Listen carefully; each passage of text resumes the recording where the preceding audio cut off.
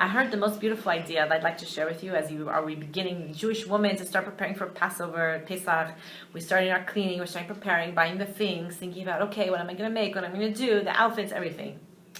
So we are right before Rosh Chodesh Nisan. We end the book of Shemot, the book of Exodus. There's 2 parshiyot that we're reading, Pekudei and Vayikel, Pekudei. It talks about there, first it brings in the idea of, okay, Shabbat, we have to keep Shabbat. And then it talks about the Mishkan, the tabernacle, the dwelling place where Kadosh Baruch Hu rests his presence.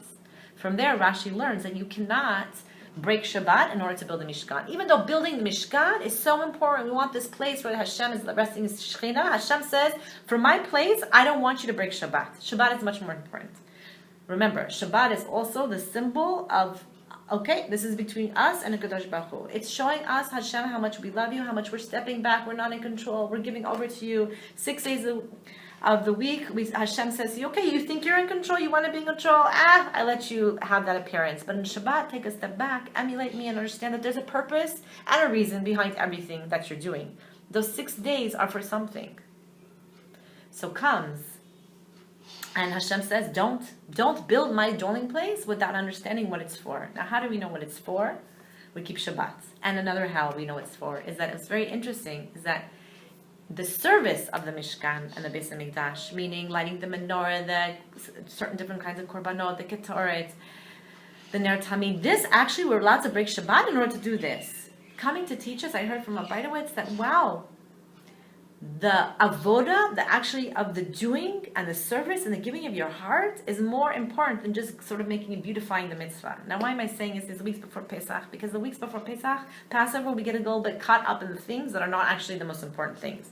We might get caught up in cleaning things that don't necessarily need to be clean, but we like them to be clean for spring Passover cleaning.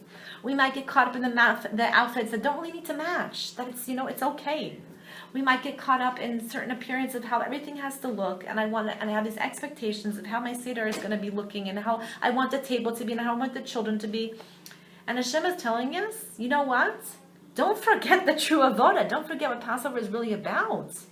Don't forget that you have to just sit down and do these mitzvahs. You have to drink the 4 cups of wine / grape juice. You have to teach your amatzah, maror, and tell your kids the story of Passover.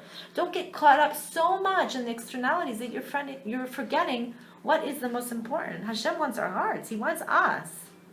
Doesn't need all his beauty. Yes, it's beautiful to do the beauty, and it's wonderful. And as much as we can, and we're doing it, and b'simcha, and it's not, but not at the expense of what's really the most important thing. With that, I wish you a lot of koach, a lot of strength, a lot of simcha, a lot of happiness, enjoying what you're doing, and to be able to arrive and come to Passover and remembering what really is the most important and what's the second to the most